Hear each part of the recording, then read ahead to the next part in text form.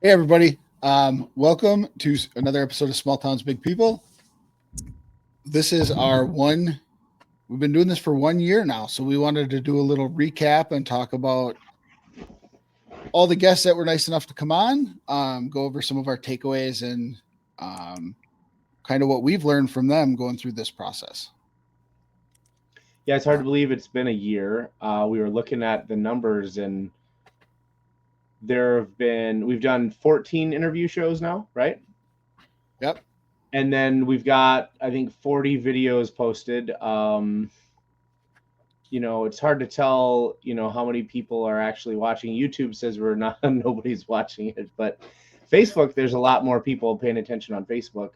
And then Kyle, you started posting where was it Instagram or was it, no, was it Spotify? Where Both. else did you Yep. start listing the Yep. audio? Yep. So we have Instagram now that feeds off of our Facebook, and we have all of the audio versions on Spotify. So, On Spotify. Okay. So we're on yep. YouTube, Facebook, Instagram, and Spotify now. Okay. And I think the minimum on Apple Podcasts and stuff was like you had to have 7 episodes. So I think we've got enough there. I'm not sure we're ready to do that yet, but what do you think? Yeah. Well, there's a way I haven't figured it out yet, but there's a way from Spotify to go to Apple and iHeartRadio and all that off of that one hosting platform. So, Okay. Cool. um, so that's pretty wild. I've never used Spotify. I've never used Instagram. I I've still watched haven't. YouTube. Yeah. So that's been quite the learning curve for me from a non-user standpoint, even Yeah. to get out there on those platforms. Yeah, and I think just this whole thing for both of us is a bit of uh I say a lot, apparently. I like to play with my feet. What else have people said? Play with my shoes, play with my pants. Yeah. Everybody's fine with you. You just talk quiet, Kyle. I know I'm quiet and you're fidgety. Yeah. How did you make it through school, man? Like teachers like you're the High school, I probably only attended a third of the classes in my senior year of high school. yeah, and before that you probably got in a lot of trouble. Not, yeah, I mean, it wasn't too bad. Well, I guess some of it was. But um yeah, I hated yeah, school. I'm with you. Um so let's go back through. I thought we could go back through all the guests in chronological order and kind of what was some of our takeaways from that. So the first episode was you interviewing me. Yep. What was your takeaways from that first one that we did? That was mostly we were just learning how to use the tech, right? It Yeah, was just 100%. let's just do one, and we don't even know what we're doing. And I think we have a little podcast plan that I think it had like 4 lines on it. Do a podcast, learn what to do better. Like that was the whole plan. I don't Yeah, think there was much on there. yeah. Now it's what I looked at it today. It's 16 pages, Yeah, yeah. I don't know if that's good or something bad, like that. but yeah, I think yeah, it shows we've learned quite a bit. yep, maybe, or at least we've done different things. Yes, Yeah. I know we've gone through how many different video editing or video platforms. So we're on StreamYard again, which that works when we're at our office or at our house or on a hard line, but it doesn't work in the limos. Correct. And then we tried laptop cameras, we tried iPhone cameras, I bought a camcorder specifically for it, but it wouldn't do wide angle. Yep. What else? GoPro. Yeah, and that's kind of what we found is the best, except this last interview, it overheated and we lost some of the video.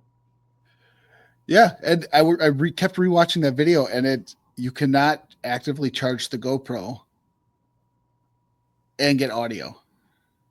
What? Because when you unplugged it from being plugged in and plugged in the light, that's when the audio came on. Oh. So I don't know if that caused it to that overheat. Yep. So we just can't actively charge it. So I think we 'cause found that thing solution. overheated. Okay. I suppose that battery should last the whole day. Hopefully, yeah. I don't know. That sucks. Okay. But now we know. First interview and then second interview was with me, right? Yep. What'd you learn? I learned I guess one of my big takeaways was you saw a gap in the market, you ran for it.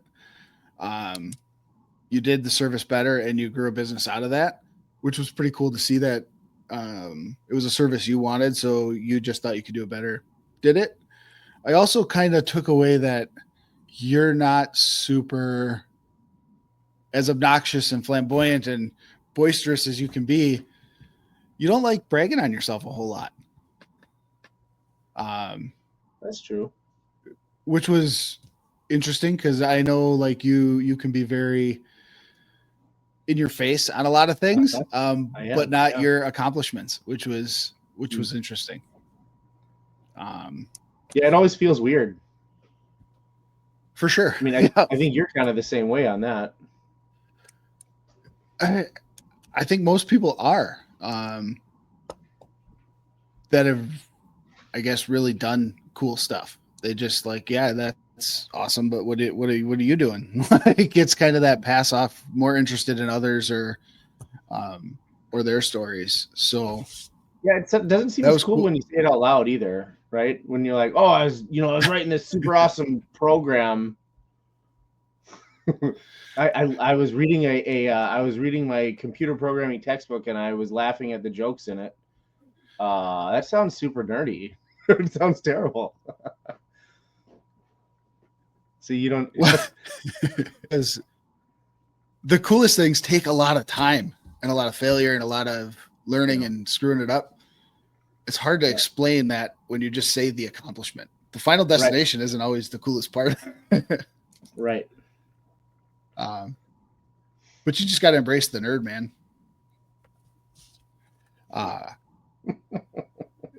Which one was it? Your interview or mine that we recorded the whole thing and didn't have audio too? Out of those first two? Oh yeah, it was yours. Yours was really good, and then we had to do it twice, and the second one just wasn't as good.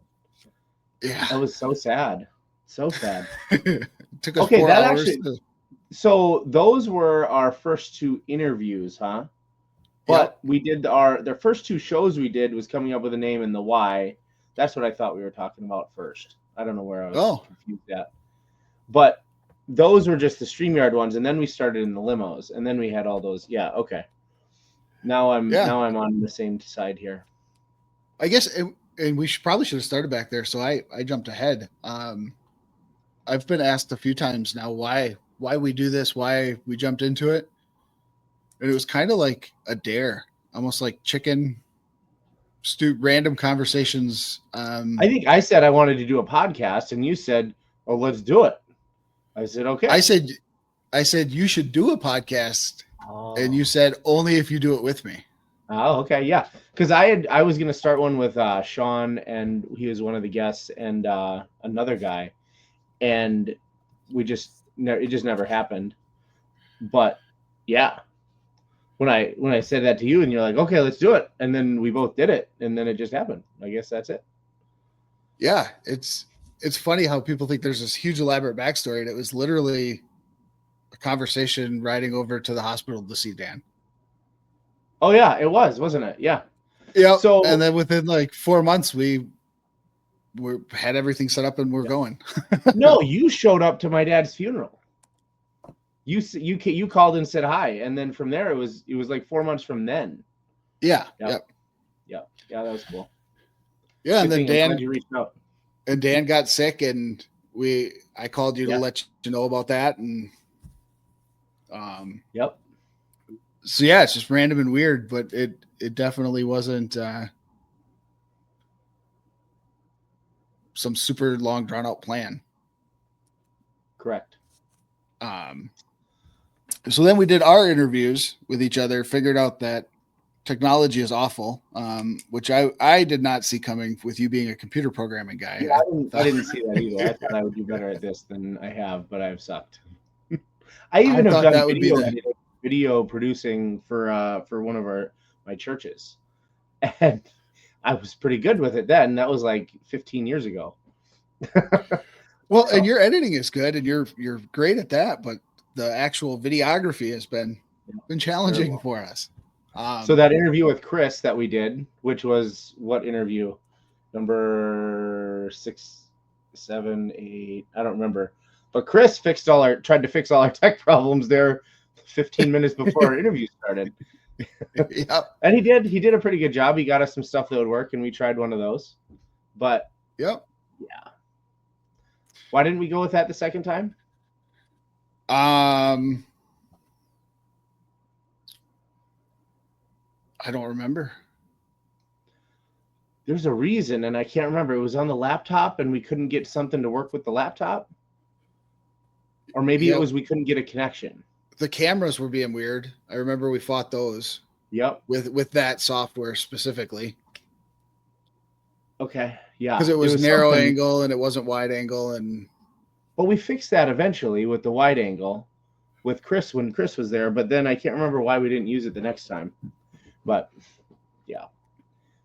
then we did. So the premise was we were going to travel all over the state. So we came to this side of the state. We talked to Nate first. Terrible internet.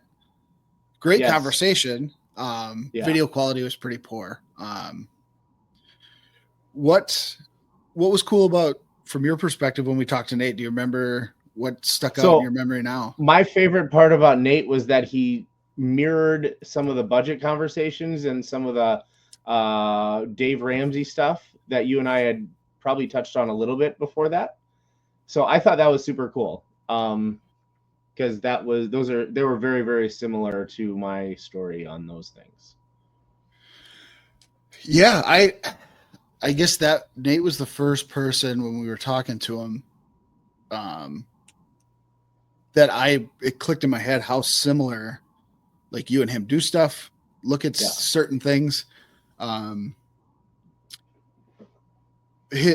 really liked part of his story where he took an interest in something and just ran with it and turned it into a really good business, and kind of something generational for his family, which off of, I like real estate. You don't need much more than that, you know?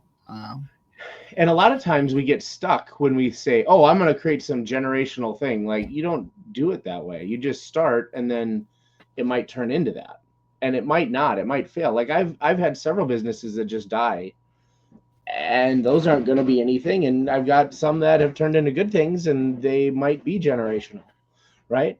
The problem with generational is it's the generations that are going to come that are going to destroy it. So like a lot of people that make a ton of money, like Bill Gates and all these people, I don't even think they give all their money to their kids. They set it up in some fund or some other thing for some charity or something.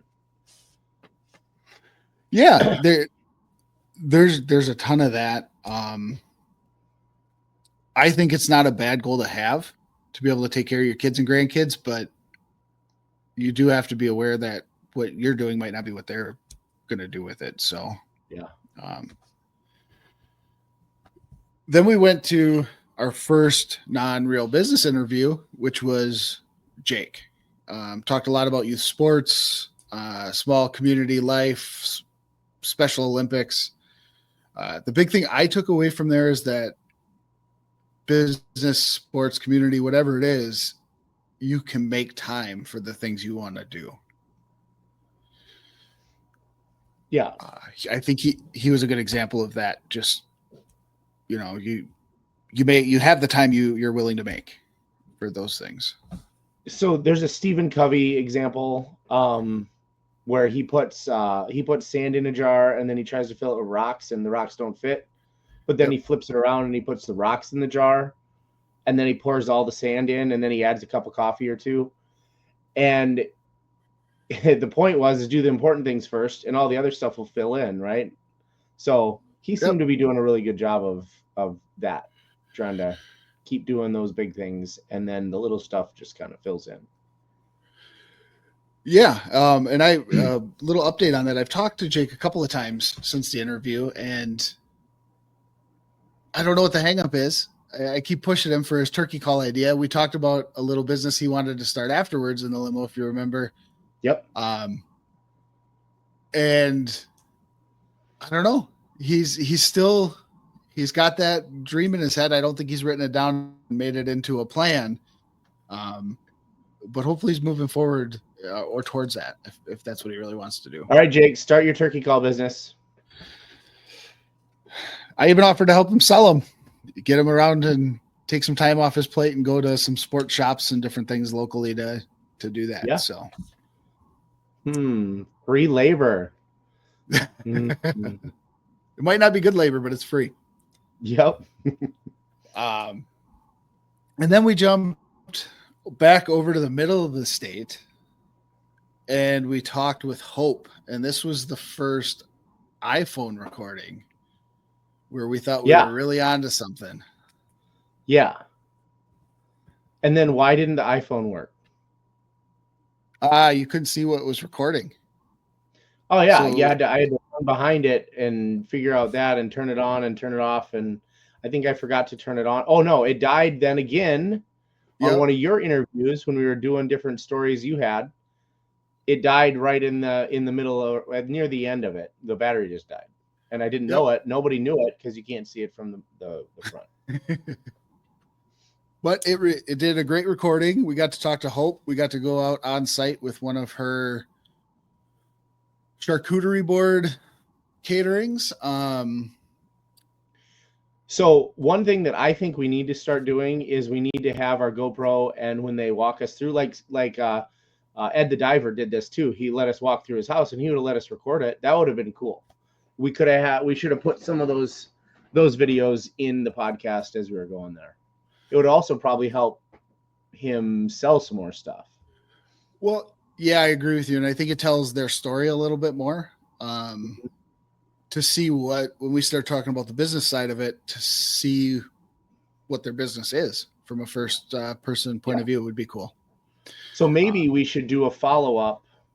I know we can do that with Hope on one of hers. I don't know if Ed would want to, but just do a follow-up where we get some of that in there. But just see how sales are going and how those things are actually laying out, and try to remember to do that whenever someone lets us come look at their stuff.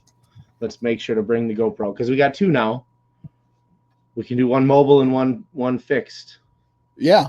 And even Chris, when we talked to him, it would have been cool to see some of his game and throw some of that stuff in there too. Right. So yes, that has definitely been one of our areas where we can have a big improvement, I think. My favorite thing about Hope is that whole interview was the first time we interviewed somebody that didn't give credit to their spouse for the help. And he was there helping her that morning. Yeah, that's funny. So that I thought it was funny because we didn't even have to ask Hope oh my goodness. We didn't have to ask Hope questions. She just went through our whole interview sheet off her head because she'd read it and she'd prepared and she had all the questions. Like it was just kind of like push play and let Hope go because she had it all figured out. She did. She was very well prepared. But that's really also when we first started sending the interview questions to the people. Yeah, that was the first batch. Yeah. Yep. So I got overruled on that. I think it's way more interesting to just surprise people. But to Joe's credit, the answers are better if they have time to prepare. So it is true. We should do some hijack videos where we just like jump into someone like, dude, how'd you start your business? Right off the street, whether they even did or not. Maybe we could just walk around like just like knock on a door and go in. Hey, is the owner? No, just on the street. If you find someone on the sidewalk, jump them and like, go at it. There you go. It'd be kind of creepy though if you just pull up in a limo and just start interviewing people. It would be. Yeah. What was your takeaway from talking to Hope? I know you, because you know her Well, now I can't personally. get that out of my head. Just wait. I'm sorry. So I think, man, maybe we should do that. That actually sounds like a really fun way of. So would we have cameras on the outside of the limo, and then we just drive up to people, and then if they'll talk to us, we record them out the window, or then we bring them in the limo and talk to them? Yeah, you could do it either way, or jump out of the limo and talk to them quick in the. Yeah, side we of the almost road. have to have a better topic though than business, because that's kind of boring.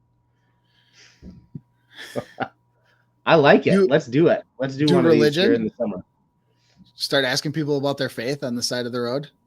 Well, I mean, that's done a lot, and I don't know that that'd be very productive. Their town, but maybe, I don't know. Like and maybe religion and politics is right.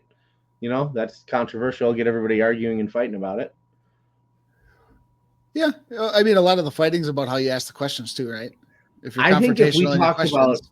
Yeah, and I think if we talked about controversial political and religious topics, our podcast would blow up and get a bunch of people listening.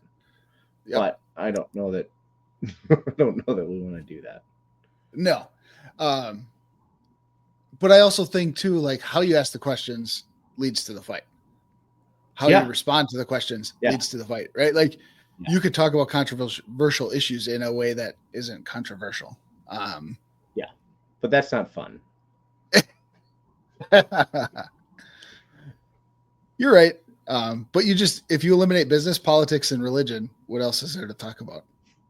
Well, for example, we did one on Mormons Aren't Christians, one podcast, a little short video. And on YouTube, we got like 180 views and 25 comments. And that doesn't sound like a lot. And it's not a lot, okay? But it's way more than most of the ones on YouTube get. And as soon as I responded in a real nice way, like, hey, thanks. Like, I love the comments. Thanks, guys, for coming. Nobody commented after that. Once the controversial parts were done, everybody stopped commenting. And once I said some things to diffuse the situation or the arguments, well, then it was just nobody wanted to talk about it anymore. So I think people just want to talk about the problem and just keep that problem burning. They went there to pick a fight with you. Mm-hmm. Yeah, people are weird. I do think on a bigger scale, saying that talking to a lot of these the guests we've had has been refreshing and recharging for me personally, because they're doing stuff versus talking about doing stuff or wishing they were doing stuff, and that's been fun, entertaining, beneficial for me personally and selfishly. Well, I think the whole idea of this podcast, the topic we picked was not a topic that's exciting. It's kind of boring, actually, in almost every aspect. But the boring things are what enable the really fun things to come, right? So if you got enough money that you can now, just go mountain climb for the rest of your life, now you can do all the fun stuff and you don't have to worry about the money. Like Ed's not worried about money, but if he wants to keep doing it, he needs the money, and he's getting those income channels and those things coming naturally. But if you have that income already built up, you're free to go and do all those things, and it doesn't matter what people think or if they pay or they don't or any of that. And you can go and do those fun things. You can go jump off Mount Everest or just sleep on the beach in Hawaii like a bum the rest of your life. Like, you can do all that. Yep. I think too, the business side of things, like Ed's a great example. Jordan's a great example. A few of the people we've talked to where they do the business and they make the money that they make. But it's not focused on the money. They're focused so much on the business or the farm or creating the content. Even the way you've designed your businesses to help others. the focus is on that, and then the money comes. So like people get hung up on like greedy rich business owners doing da da da da da. Well, you don't have to be. Like you can be that. You can absolutely do that, and there is that in the world, but you can focus on whatever your gift is within the world and turn it into a business. Hope is a great, she gets out her art and her creativity and she turned it in a way to get paid every weekend or every time she gets a catering job. It wasn't a focus on the income or the revenue from it. That's just a byproduct of her being creative. And I hope people take that away from some of our guests because we've had some great ones who have done just that. They've created great businesses off of something they're passionate about versus I need $1. I need $1 million. I need $10 million. So I think that's been a pretty cool takeaway too. There's a lot though that goes into a hobby, right? A hobby is fun. And then when you turn it into a business, then it becomes not fun. And there's all the work that has to go into it. And so depending on what you're doing, like Hope and I had a lot of conversations about it and she just liked doing it. But the idea that you can start doing it and set it up in a way that will provide residual income. I love residual income, right? We try to talk about residual income in every interview. And I don't know if anybody cares or just me, but I love residual income, but that takes planning. It's nerdy. It's boring. In the long run, it's the coolest thing in the whole world business-wise. Like it's the ultimate, but it's the nerdiest, boringest, dullest thing and the thing that takes the longest and is the hardest to achieve. And nobody really wants to talk about it because it's almost that Sasquatch down in Florida or up in Canada that nobody can find it, but it is there. And so Hope and I have talked a lot about that. And she, does the work. She understands the ideas, the topics, the things, but it's difficult to do. And you get your passion and you get your enjoyment and your excitement. But now what happens when the passion, enjoyment, and excitement stops? That's when it becomes a make or break for a business. And people either push through or they let it go, right? I've done the same thing on some of my businesses. I've just let them die because I didn't want it to... The hobby, like martial arts, I used to teach martial arts, had a martial arts school. Oh man, the school would have just sucked the life right out of me. I would have ended up, in 10 years hating martial arts and never wanting to do it again. And now I'm still doing it as a hobby, as an enjoyment, but it's not a business anymore for me. I don't know. I'm rambling now, aren't I? A little bit. Yep.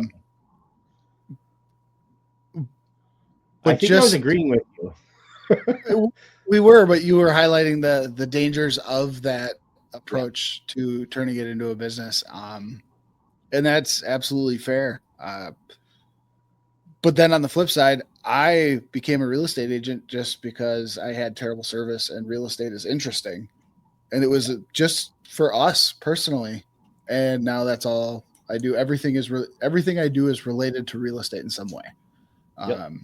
So that it actually became more exciting and fun as I jumped into it. So I'm glad I took that chance. I'm guessing Ed is too. And so far, Hope is probably still enjoying what she's doing. I don't think I could call Jordan a hobby farmer, but no, I don't think so. He would be insulted. Yeah, he's got a pretty big operation. He's up in Wausau today going to an elk convention because he's got elk on his farm and they're destroying his farm and he can't kill them. Huh.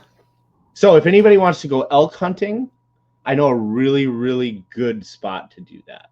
Huge. There's at least 5 massive racked bulls in this herd. So if you got a permit, I know where to go. Yeah, I'm sure that there's a lot of farmers in that area that are pretty happy with the DNR right now. Yeah. Dude, I would love to see elk at Jordan's farm. He should sell tickets. He should get people to get a petting zoo going up there. There you go.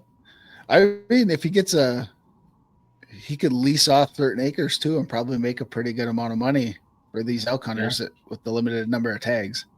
Right. I agree. So after we talked to Hope, we swung over and talked to Sean in what I would consider the most boring business a person could talk about. Insurance. Yes, it is. But what I was super happy and excited about when we got done talking with Sean is how much he hit on customer service, because I think that's universal in all businesses. So it was great to get his perspective on the longevity that he's had within a terribly boring industry from my perspective, and how he's been able to keep clients, grow his client base, switching offices, brokerages, whatever. He still does a great job, has a huge client base and a growing business, all from a focus on customer service. And that was pretty cool to hear him talk about that. Well, and so the other thing, it's not just like Sean definitely plays down how well he does that. He's also one of those guys that doesn't talk about himself super great. But even I would say that interview did not highlight the level of customer service that Sean provides. And so I started using Sean only because of the way he responded to me as a customer. There was virtually no other guy in this area like that. And that's, I mean, it's like you said, super boring, but he doesn't make me fill out my forms. He doesn't make me sit in the office and do all these stupid things that most insurance agents make me do. Like I would have to go and meet with them, and Sean will come to me. There's one great thing. Sean will do it all over the phone. He'll fill out the forms for me and make sure they're right, and he'll go shop. He randomly just says, "Hey, Joe, I decided to shop around all your insurance, and I'm just going to try to make sure that we still got the best one." Like, and he's a one-man show. He's the only guy doing that. So yep. I really like Sean, and there's a huge thing there. If somebody could actually like live in Sean's shoes for a few days, they would be really good at customer service as well. Yeah, and that was so interesting to me, because a lot of times insurance is sold to you on a numbers game. Like, yep. Well, I can get you this, or I can do this, or I can do that. And he didn't hardly hit on that. Like, that's part of it that we talked about, but it all came back to that customer service, that responsiveness, and yep. Just going above and beyond for everybody. So I thought that was very, very cool to listen to him talk about that, pick his brain on that, and the side hustles. Like, just about everybody we talked to has some sort of side hustle. You know, Sean talked about the windows. He talked about some of the things that he's doing outside of that. And that's awesome. You know, he's got a thriving business, doing a great job, finds some time to do some more, which was a pretty big wake-up call. And then we went over and talked to Ben about concrete.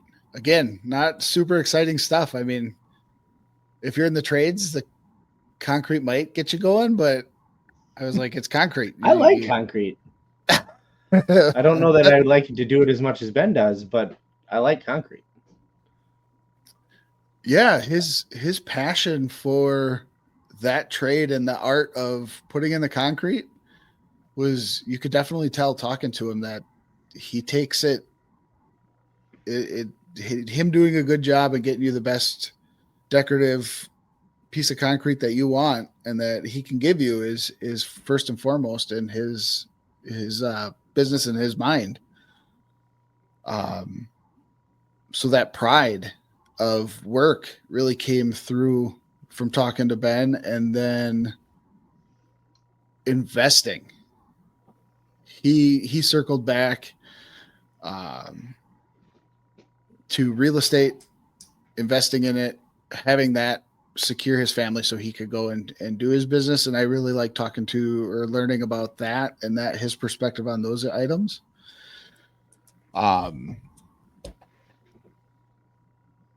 A lot of the people we talked to circled back to real estate, which I found kind of interesting too. Yeah. Well, we think about residual. Real estate gets into that residual. Real estate is an appreciating, always increasing commodity item, but it's an actual thing that you can jump on and touch and feel and all that too. So there's not a lot of things like real estate, but in general, everyone, I think, almost universally recognizes that real estate, if you are going to become a millionaire, you're probably going to do it through real estate. Yeah, and they all know somebody. I think everybody knows somebody that has a rental or has had a rental or even your primary residence. I mean, you live in Yep. them. Like we've all lived in a rental. We've Yep. all lived in a house. We've all had real estate in some form. Yeah, it's super interesting to talk to him too. And Sean, going back to it, Ben, they both hit on the fact that their wives helped them out tremendously within the business, and Hope did not. Uh-huh. Yep. Although ID does do quite a bit, but I think Hope does a lot. She does, and she did give her son credit before he Yep. went off to college. So Yep.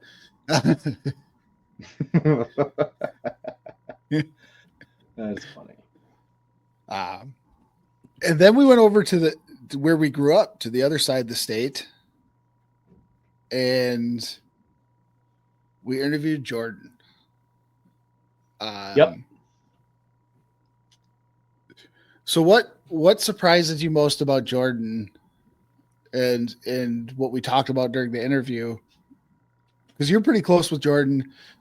I mean, you guys have known each other since you were playing t-ball together. No, so our moms were pregnant together. Okay, sorry. And they went to the same Bible study. And so, yeah, we've known each other a long time. So what even outside the interview has surprised you most about what Jordan's done at the farm and within that business? Well, I personally am surprised that he came back to it. He was in the military, in the Air Force, and then he got his degree and went to this nut farm out in Timbuktu, wherever that was. I don't remember. And he loved it. He likes grafting trees. He likes doing all that. So I was the biggest thing I was surprised of way back when he came back to the farm. But he brought his nuts back to the farm, so he's a nutter on his farm too. But yeah, I kind of thought he wouldn't. I thought he would kind of keep pursuing that, but he likes farming. So I don't know that I really understood that until he actually decided to come back forever. Okay. I thought it was very, very cool that he's going against the normal of farming. Even, having those tough conversations with your family, your dad, your brother, to go organic and just do it a different way. It doesn't really surprise me, knowing Jordan, that he'd be okay with that or open to it. But it's very surprising that he got everybody on board and that they're really rowing in the same direction. I thought that was pretty cool. Planting a bunch of walnut trees in the middle of Wisconsin. Super interesting. Yeah, in the middle of the fields that his dad cleared however many years ago, or his grandpa cleared however, then they plant. Oh yeah, that was, I'm sure, a fun conversation. Yeah, and now it's finally starting to produce and people are starting to see it. So it's really cool that the family, Theron's still around to see the fruition of the project too. That, his brothers and sisters are all there and they're seeing some of that stuff, and to see his kids on the farm with him, really cool stuff. I also thought one of my big takeaways was he didn't have the washer and the things that he's got for the walnuts. They don't have readily available products, so he made them. Like, he didn't let that stop him or slow him down. He's like, well, I can make that. And he just keeps moving forward. And that's pretty awesome. Yep. Yeah, and there's some of those things that if he was a little more business focused, he may take advantage of that on a bigger scale. I think Jordan likes what he's doing and doesn't want to. He doesn't really like Heller's is another big one over there. That huge farm. They went from what Jordan is now to ultra, scaled it way up. They have 1,000 or 2,000 cows or something like that. They went the big scale farming, and Jordan has stayed family. So, but like, I'm sure there's more nut producers. He could sell equipment to those guys. He's got some things where now he can start stocking and storing stuff and a granary and all that kind of thing. So there's a lot of options for him that if he wants more than what he's got, he can go for it. So there's a lot of potential there, I think. Yeah, and I think it's cool too because you don't know which direction the kids are going to go. Maybe they'll just want to milk cows and work in the fields, but maybe one of them. Nobody wants to milk cows, Kyle. You ever milked a cow? Nobody does. I have milk cows. It's awful. That's what you do when you have to do it. You got nothing else and can't find a job. You go milk some cows. Yeah. Yuck. Yeah, but some farm kids are weird that way, man. That's what they enjoy: the animal, the husbandry, the being in the barn. I don't know. Maybe. They made robots to milk cows. They did. Mm-hmm. Good idea. That guy should win a prize. But my point, Joe, is that there's enough stuff that Jordan's got going on that there's something for the kids to do. Yep, that's true. That, however, is a good point where it's actually that's kind of irrelevant about farming. It doesn't matter what you're doing. Like your kids can do stuff with you in your business, just like Jordan's kid can do stuff with him, just like my kids can do stuff on my businesses. Like they can all do it. Like one of the things that I know people get hung up with is, well, I've got kids, I can't start a business, or I got kids, I got to spend the time here. You know what I did? I took my stinking kids with me. They helped me tear walls out of a house, or they went with me to rent an apartment. They walked through, and the little kids are like, oh look, oh this is so cool, and then the lady's like, oh I want it, and they take the place. That's a great thing. Use those things. I once had my kids sell lemonade and cookies when they're real little. They were amazing. They made so much money, and then they got older in those nasty teenage years. And then people started running away and they didn't sell nothing. So use your kids as part of the deal. Help them learn how to sell, help them learn how to do that stuff, and learn how to, hey, you sucked and now here's the consequences of that. And there's people just think that it's, I have a kid, or maybe I can start a business, or maybe I can do this thing or that thing. Like, do them both. Take your kids with you. Bring your kids to work day every day. Do all that.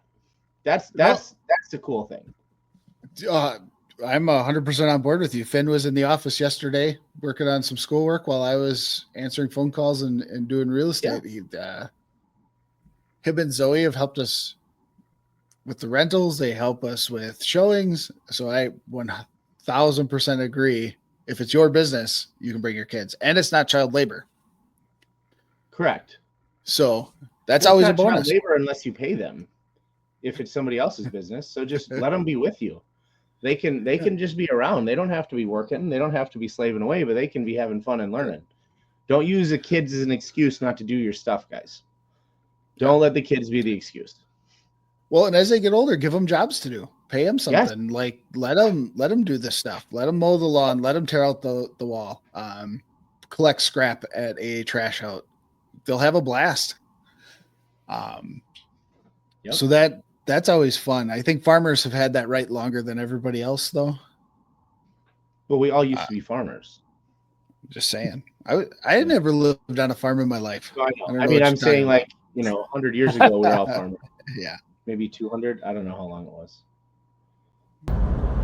Hey everybody, thanks for watching. Be sure to check out the links for our guests in the comments section on YouTube and Facebook. Drop a like, follow, comment, share with somebody. If you have questions, make sure to ask. We're always here to help. And remember, friends don't let friends suck.